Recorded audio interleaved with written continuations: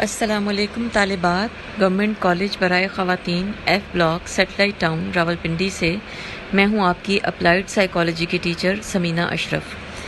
ہم لوگ چیپٹر پڑھ رہے ہیں صحت کی نفسیات کا، اور اس میں آج جو ہم ٹاپک پڑھیں گے وہ ہے صحت کی نفسیات میں مداخلت، یعنی intervention in health psychology. Intervention سے مراد ہے اسٹیپس ٹیکن ٹو امپروو اور چینج اے سچویشن، یعنی کسی مسئلے کے حل کے لیے یا کسی صورتحال کو بہتر بنانے کے لیے جو بھی اقدامات اٹھائے جائیں ان کو انٹرونشنز کہا جاتا ہے۔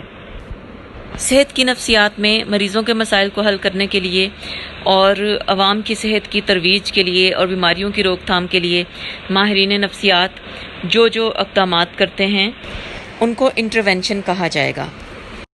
ہیلتھ سائیکالوجی میں انٹرونشن کیوں کی جاتی ہے، انٹرونشن کے پرپزز یا مقاصد کیا ہیں؟ ایک تو یہ کہ ان ہیلدی ہیبٹس اور رسک بیہیویئر جو کہ انسان کی ہیلتھ کو متاثر کرتے ہیں، اسموکنگ، الکوہلزم، اوور ایٹنگ، ان ایکٹیویٹی وغیرہ، ان سب کو دور کرنے کی کوشش کرنا، سٹریس کو ریڈیوس کرنا، اور ان کی فیملیز، پیشنٹس اور ان کی فیملیز دونوں میں جو النس کی وجہ سے پیدا ہوئی ہے، اور اس سٹریس کو بھی دور کرنا جو کہ النس یا بیماری کی وجہ سے پیدا ہوئی ہے۔ لائف سٹائل کو چینج کرنا جس کے ذریعے اس طرح کی بیماریاں جو کہ غلط لائف سٹائل کی وجہ سے پیدا ہوتی ہیں، ہارٹ ڈیزیز، شوگر، ایڈز وغیرہ کو کنٹرول کیا جا سکے۔ اسی طرح ڈیفیکلٹ ٹریٹمنٹ کے جو پروسیجرز ہوتے ہیں، جیسے کینسر کی ٹریٹمنٹ بڑی مشکل ہوتی ہے اور کئی قسم کے ٹیسٹ بہت مشکل ہوتے ہیں، تو ان کے ساتھ کوپ کرنا اور ان کے جو ایڈورس ایفیکٹس ہیں ان کے ساتھ بھی نپٹنے کے لیے پیشنٹ کو اس کے قابل بنانا۔ اس کے علاوہ انٹرونشن کا مقصد ہوتا ہے کہ پیشنٹ کی ایموشنل ویل بینگ، یعنی اس کی جذباتی صحت کو بہتر کرنا، ڈپریشن، انگزائٹی وغیرہ کو کم کرنا۔ ایڈہرنس کو انکریز کرنا، یعنی ڈاکٹر کی دی ہوئی ہدایات کے اوپر عمل کرنے کے رجحان کو بڑھانا۔ پیشنٹ کے فیئرز اور فوبیاز، اس کے خوف وغیرہ کو ختم کرنا، اور پین کو نفسیاتی طریقوں سے دور کرنا۔ Emotional distress, bereavement, knowledge of uncontrollable disease, یعنی کسی عزیز کی موت یا کسی ایسی بیماری کے بارے میں علم ہونا جو کہ دور نہیں ہو سکتی، جو کہ کیور نہیں ہو سکتی، تو اس کے جو نفسیاتی اثرات ہیں ان کو دور کرنے کے لیے انٹرونشن کی جاتی ہے۔ یہ تمام مقاصد کن کن طریقوں سے حاصل کیے جا سکتے ہیں؟ سب سے پہلے تو فیملی کاؤنسلنگ ہوگی۔ اس میں صرف پیشنٹ کی کاؤنسلنگ نہیں ہوتی بلکہ ان کے ساتھ ساتھ ان کی پوری خاندان کی بھی ایک کاؤنسلنگ ہوتی ہے، ان کو بھی اس میں شامل کیا جائے گا اور ان کو یہ بتایا جائے گا کہ آپ کا ہیلدی لائف سٹائل کیا ہونا چاہیے، اور اگر آپ کے لائف سٹائل میں کوئی خرابی ہے تو پوری فیملی کو اس لائف سٹائل کو کس طرح سے چینج کیا جانا چاہیے تاکہ فیملی میں جو پیشنٹ ہے وہ اس سے فائدہ اٹھائے، اور اس کے علاوہ پوری فیملی بھی اس سے فائدہ اٹھائے اور اس بیماری کو روکا جا سکے۔ اس کے بعد بعض ایسی بیماریاں ہوتی ہیں جن کو ٹھیک نہیں کیا جا سکتا یا جو ٹھیک ہونے میں بہت دیر لگائیں گی، یا جن کو ٹھیک کرنے کے لیے اور بعد میں صحت کو برقرار رکھنے کے لیے پورے لائف سٹائل کو چینج کرنے کی ضرورت ہے اور پوری فیملی کو اپنے آپ کو چینج کرنے کی ضرورت ہے، تو وہاں پر مریض کے اندر بھی اور فیملی کے اندر بھی ایڈجسٹمنٹ پیدا کرنے کی کوشش کی جاتی ہے، اور ان کو بتایا جاتا ہے کہ آپ نے کس طریقے سے اپنے اندر ایڈجسٹمنٹ اور چینج کی صلاحیت پیدا کرنی ہے۔ کوآپریٹو بیہیویئر، یعنی تعاون کرنے کا بیہیویئر پوری فیملی کو سکھایا جائے گا۔ ایڈہرنس، جس کی پہلے بھی بات ہوئی کہ یہ مریض کو بھی سکھائی جائے گی اور فیملی ممبرز کو بھی یہ بتایا جائے گا کہ کس طرح سے آپ نے مریض کو ایڈہرنس کروانی ہے۔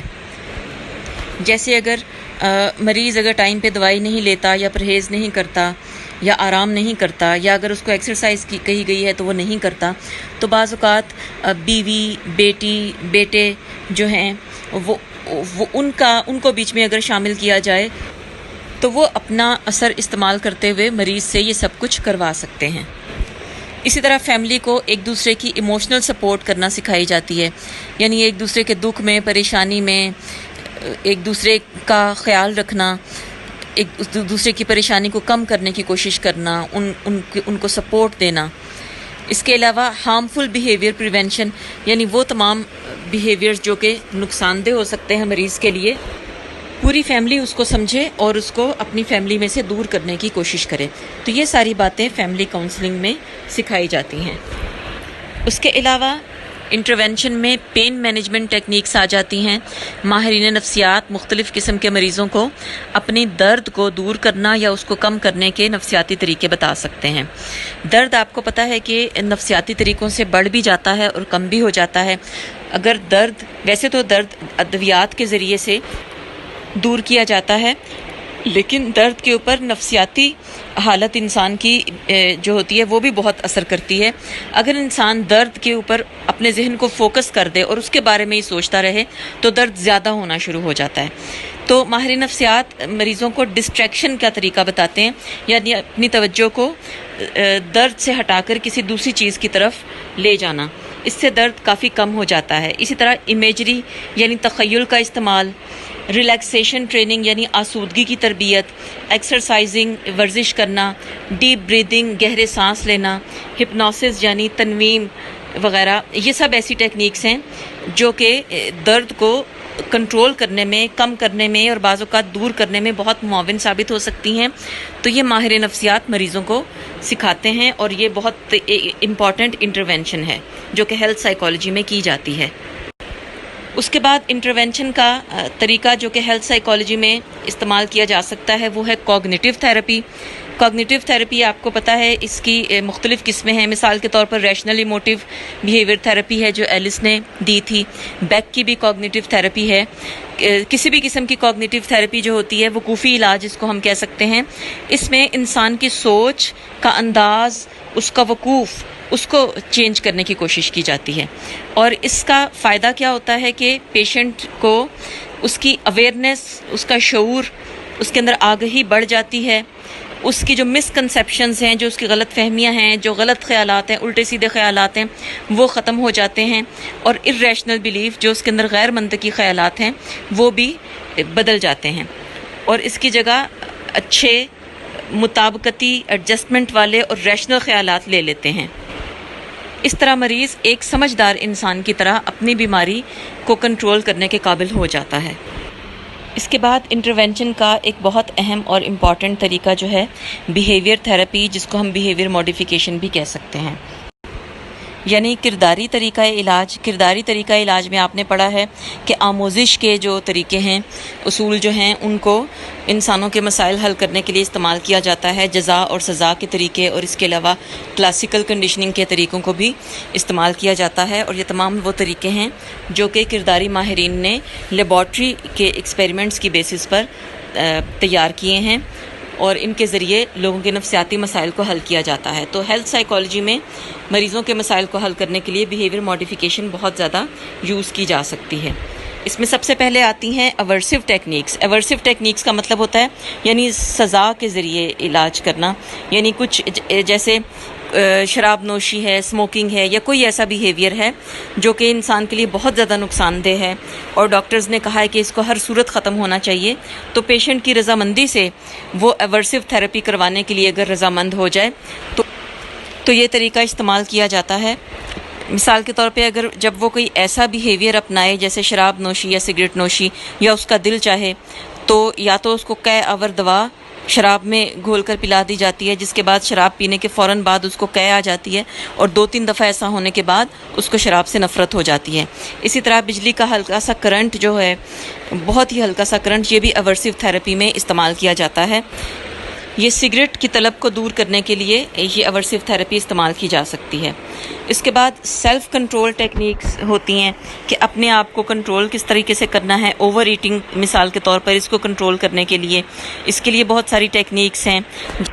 اپنے آپ کو آرگنائز کرنا، اپنا ریکارڈ رکھنا، اپنے آپ کو ری انفورسمنٹ دینا وغیرہ۔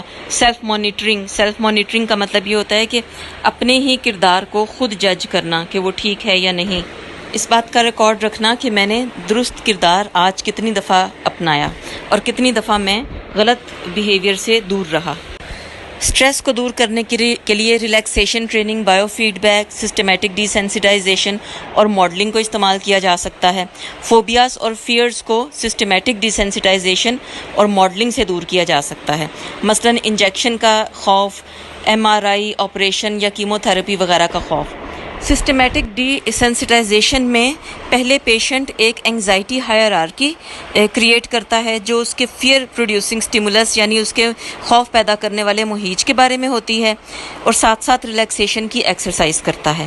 اس کے بعد وہ سٹیپ 1 اور 2 یعنی انگزائٹی ہائرارکی کا ایک ایک سٹیپ لے کر اور ریلیکسیشن کو اکٹھا کرتا ہے یہاں تک کہ اس کا خوف دور ہو جاتا ہے۔ ماڈلنگ میں پیشنٹ ایسی ویڈیوز اور ماڈلز کو دیکھتا ہے جو کہ اس کے اس فوبک سٹیمولس کے ساتھ بہت بے خوفی کے ساتھ ڈیل کر رہے ہوں۔ مثلا وہ دیکھے گا کہ کوئی بچہ یا کوئی دوسرا شخص جو ہے وہ بڑی کانفیڈنس کے ساتھ، بڑی بے خوفی کے ساتھ اور بڑی چیئرفلی ہاسپٹل آپریشن کروا رہا ہے یا مشکل ٹیسٹ کروا رہا ہے، تو اس کو دیکھ کر اس کا اپنا خوف۔ اس کے علاوہ ہپنوسس یعنی تنویم، میڈیٹیشن یعنی مراقبہ، مساج، ایروبک ایکسرسائزز، یہ سب سٹریس یعنی دباؤ کو کنٹرول کرنے میں استعمال کی جا سکتی ہیں۔